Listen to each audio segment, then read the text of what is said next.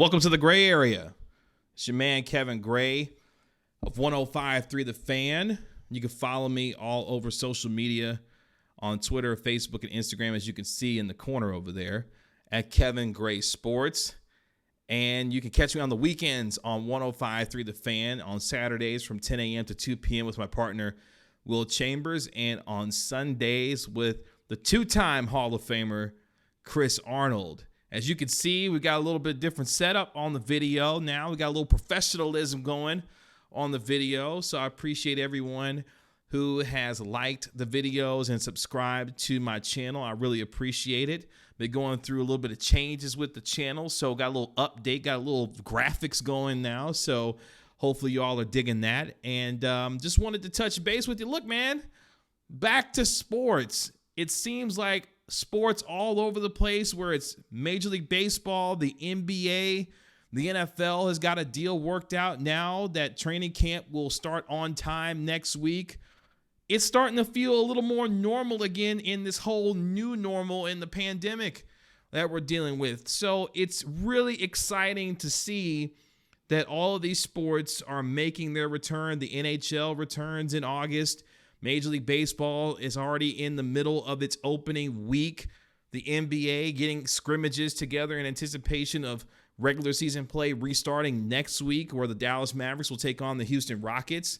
So it's really cool to see that these sports, after a 3-4 month hiatus, are starting to slowly make their return. You say, Kevin, what about the UFC and soccer and other sports, the PGA Tour? You're right. All of those sports have been continuing in the midst of all of this, but the four major sports now are making their return. And while I'm stoked. I couldn't be more excited that all of these professional sports are coming back, because we have been desperate for live sports for quite some time now. But at the same time, let's proceed with caution. What I don't want to happen is that these sports get restarted, they return, and then all of a sudden something happens, and next thing you know, we have to pause this all over again. Because as you look at how these sports have handled the pandemic, I think the NBA has handled it the best out of all the four major sports. Adam Silver has been a model of leadership with respect to how its league is supposed to handle the pandemic, and not only the pandemic, but what has happened socially in our country over the last several months. The NBA has put itself at the forefront of the four major sports that has demonstrated that they can handle this. They have treated their players as business partners and not necessarily employees. And from the perception, it appears that the NBA and the NBA Players Association have worked in concert together to ensure a safe return for these players to resume the NBA season. And the results are working. They listened to Dr. Anthony Fauci and it's like, hey, you guys want to get these sports going? You know, if you're the NBA, for example, you might want to do this thing in a bubble.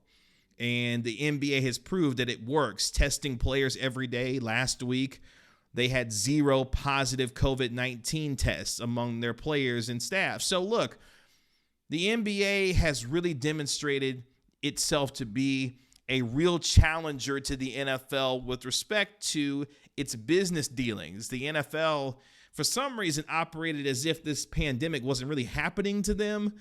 Over the last 3-4 months, they've kind of just gone along as if by the time we get to the start of the NFL season, this thing will kind of have subsided.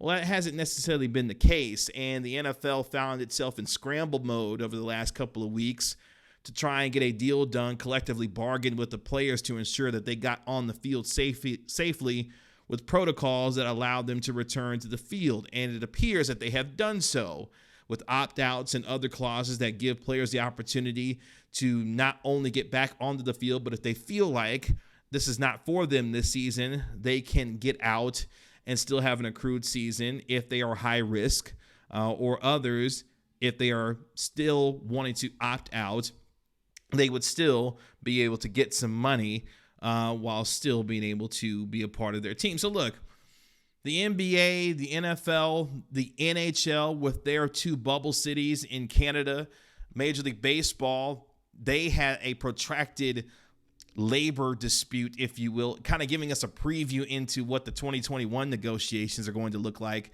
in terms of the collective bargaining agreement. It's going to be interesting to see how Major League Baseball continues to move forward. They have already gotten started with opening day. The Texas Rangers open up this weekend against the Colorado Rockies. So all of these sports, Major League Baseball had its protracted, fight with Rob Manfred and Tony Clark in the MLB and the MLBPA. They came up with 60 games, expanded the playoffs. We got a universal DH in the National League. So it's going to be some exciting times in Major League Baseball. But at the same time, what we've learned over these last 3-4 months without sports is that it is difficult for these athletes to make these decisions to get onto the field, the diamond, the basketball court, what have you, simply for our entertainment. So while you're basking in the return of these sports, think about the sacrifices of these athletes that they are making to put on these sports for our entertainment and consumption. You say, Kevin, well, you're in the sports media business. You should be happy that these players are out here giving you stuff to talk about. Well, yeah, I am. But at the same time, these players have families, some of whom have had to deal with real tragedy with respect to this pandemic. For example, Karl Anthony Towns lost his mother during this particular pandemic. So while we are celebrating the return of sports and what that means, not just for those who consume it, love it, watch it, breathe it, eat it, sleep it every single day, it's also about these individuals and the sacrifice that they're making to get out here. You say, Kevin, well, they're multi-million-dollar athletes. They should get out here and do it because they're getting paid to play a sport. Well, yeah, they are. And you and I wish we were in the position that they were to make a choice to not play or play a sport where they're getting paid millions of dollars. But at the same time, these folks are still human. These men and women, the WNBA in their sport playing down there in Bradenton, Florida, these men and women playing these sports are taking a great deal of risk.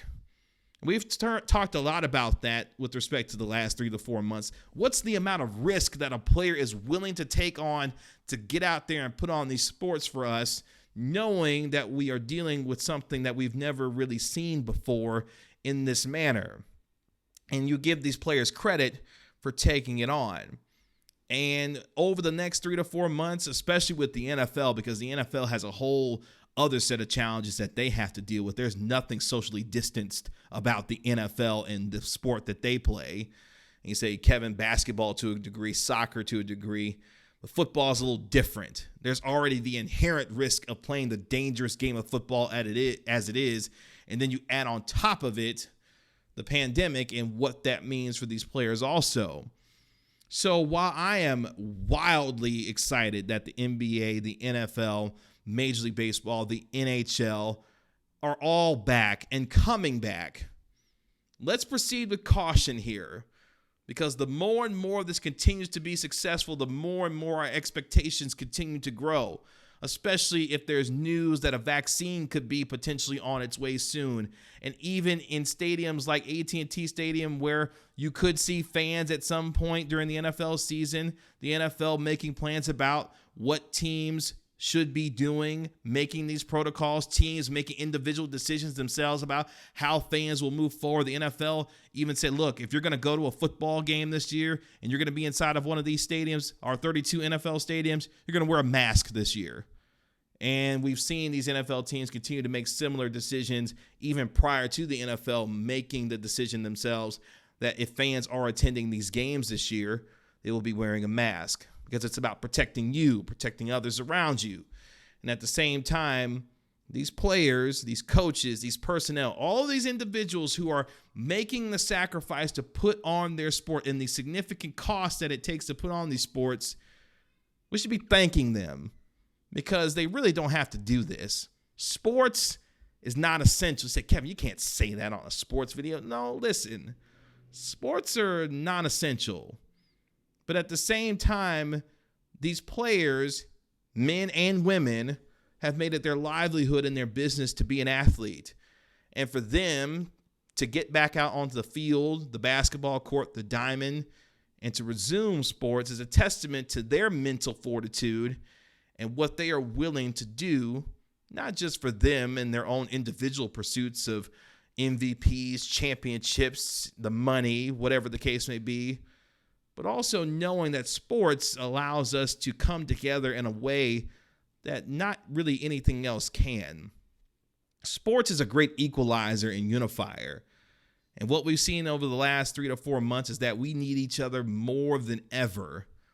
Sports now will give us the opportunity to see them give back to society in a way that allows everyone to come together. We've seen many an athlete get out here and do what they've needed to do to push forward social causes that they believe in. Now they get to use those talents that they have for their particular sport and be able to resume the pursuit of whatever championship goal or whatever the case may be going forward for them. And let's hope for the rest of 2020 that all of this isn't interrupted. We will see over the next 4 months how all of this will play out. But for now, in a new normal, it's back to sports. And hopefully, for the long run, it'll be here to stay for a while. You can find me on Twitter, Facebook, and Instagram at Kevin Gray Sports. Please like and subscribe to the YouTube channel right here at Kevin Gray Sports. And this has been the Gray Area. And I'll talk to you later. Peace.